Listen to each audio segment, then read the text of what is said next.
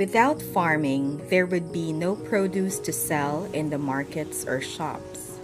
Just as the sellers in this market need to make money from their business, so do farmers. But farms are complicated enterprises, whether they produce a single crop or have many crops.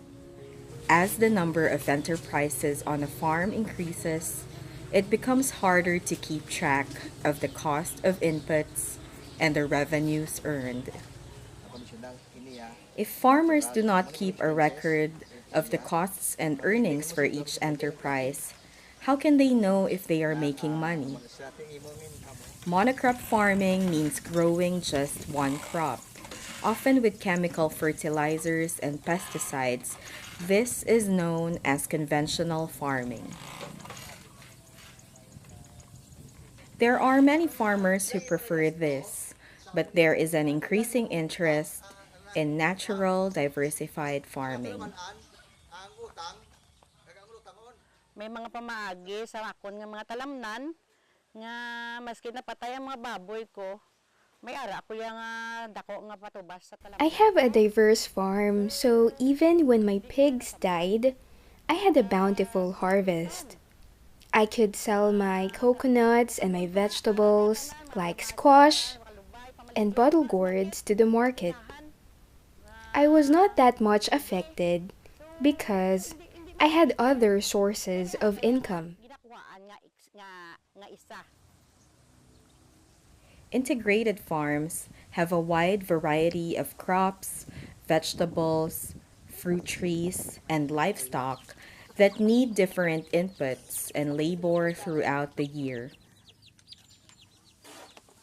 Sustainable farms maximize the use of their own resources and therefore don't need to spend money buying expensive inputs for their farm.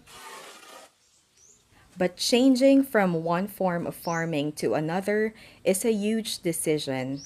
How can you be sure you would still make money from changing to an integrated farm?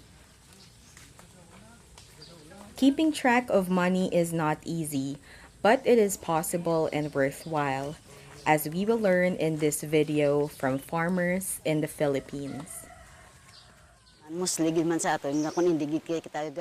Most of us who don't keep records about the expenses, we won't know that our expenses are getting higher than our income. That's why you need to keep records rather than having no information. Most of the time, we think that the income from rice increased, but you didn't consider that your expenses are higher than your income on that crop.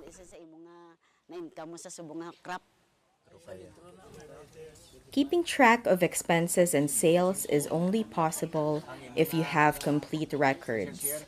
This allows you to see how your farm evolves over time. It also allows you to compare notes with other farmers. Jerry Dionson converted his farm over 10 years ago to a diverse organic farm. He has been keeping records since he first farmed it, and now helps fellow farmers understand the importance of record keeping.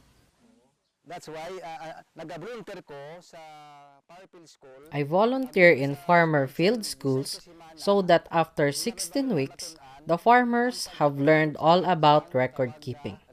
I teach it every session. What did you do? Did you use any inputs? If there's a fee, how much? Record everything until harvest.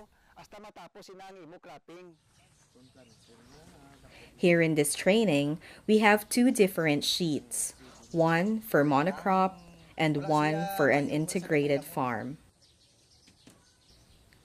List your main inputs: labor for planting, weeding and harvest, seed, fertilizer, pesticides, water, and fuel.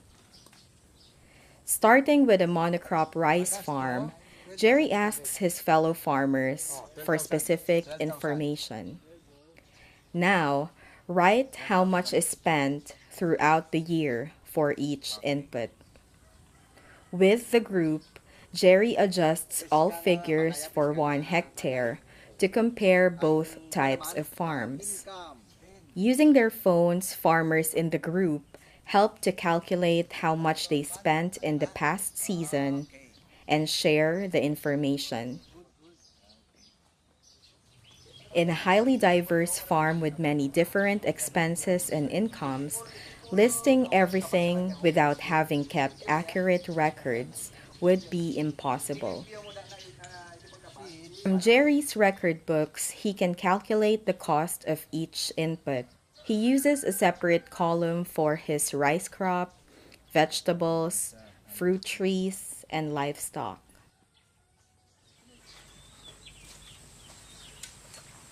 Having many types of activities means that his labor costs are higher than a rice-only farm. For seeds, conventional rice farmers tell Jerry that they spent on average 9,000 pesos. For his integrated diversified farm, Jerry spent only 1,500 pesos, as he saves most of his seeds or exchanges with fellow farmers.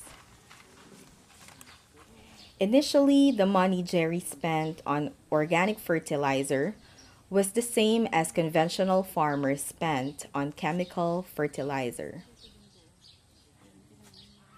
To reduce his fertilizer costs, Jerry started producing vermicompost and has set up various fermented natural solutions.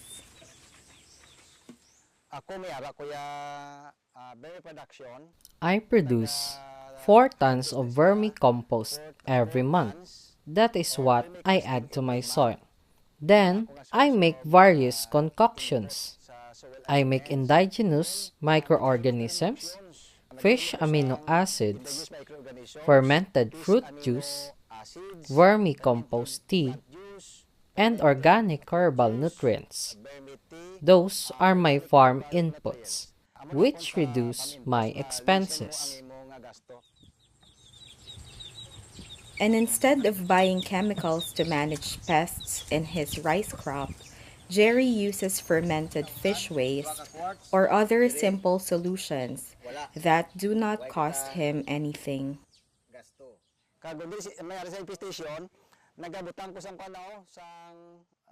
I learned from our forefathers to put coconut branches in the field whenever there's a rat infestation. The branches chase away the rats that they are scared when they look at them.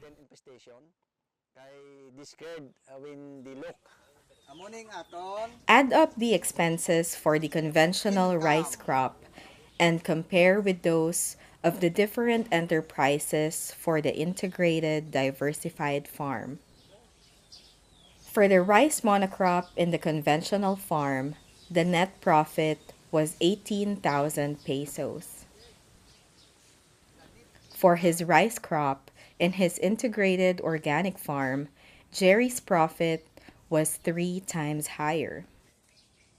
With the same size of farm, Jerry also generated profits from his vegetables, fruits, and livestock. So, the total net profit of the integrated farm was 102,000 pesos, about 6 times higher than that from the conventional rice farm. Comparing farm records in a group with other farmers helps to share experiences and exchange good practices. It inspires others. Record keeping is really good to know which crop has high expenses. So, in your next cropping, you can have some alternatives to reduce your expenses and get a higher profit. At the end of the session, all farmers were very interested to learn how to keep their own records.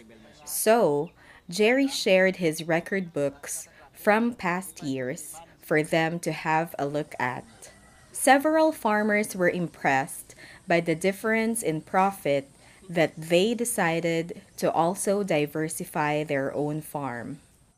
Hindi ko man nasa magulpigid, pero gaplano ko masaylo na. Pero testingan ko anay sa akon. Nga part, butangan ko I cannot instantly switch, but I am planning to try integrated farming on 1 hectare. Record keeping is important because it tells me how much I spent and gained for each crop and for all the work I put in. Mabalaan ko ka sa record ko kung pila ang budget ko sa kada ginapobra ko. While keeping records is useful for any farmer, it is a must for organic farmers, as Almario Senoro explains. Ang pag-record ay isa sa mga kinanglanon sang Record keeping is needed for organic farming to track our crops, where they came from, how they were grown, what inputs we used. It is essential when we apply for certification from a third party or PGS, Participatory Guarantee System, to organically certify our products. Organically certified organic. Almario has been earning extra income as an eco-farm. The farm produces herbs, seedlings, fruit, and vegetables, while ducks and a fish pond allow the family to have healthy food and income throughout the year. The farm workers record their daily activities. By doing so, they can properly plan and know when different crops will be ready to sell at the market.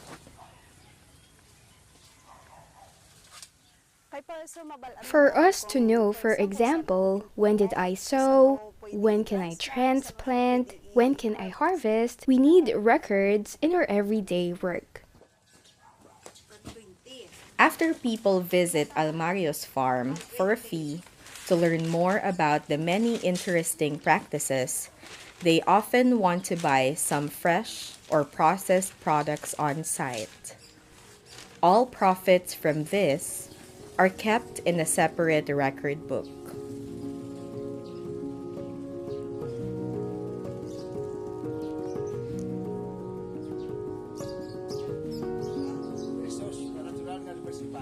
Let us review what we have learned.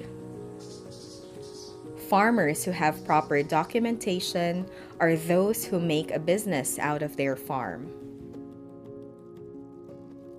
Keep detailed records to see how your farm evolves over time. By comparing different farms of similar size with fellow farmers, you can decide if changing any of your practices is a good decision. You may feel that an integrated organic farm involves more work, but from the records, we have seen that the profit can be 6 times higher, and it also provides greater food security.